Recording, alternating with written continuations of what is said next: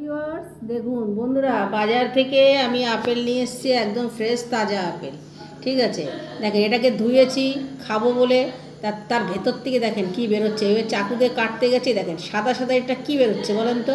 এটা হচ্ছে মোম, বুঝতে পেরেছেন তো? মানে এতে আপেলটা দেখতে চকচকে লাগে, খেতে বেশি ভালো হয়। পাবলিক মনে করবে ফ্রেশ জিনিস, তেলাক্ত আপেলটা তো খুব সুন্দর। এই দেখেন পুরো একদম সাদা সাদা, দেখেছেন কত মোম লাগিয়ে লাগিয়ে।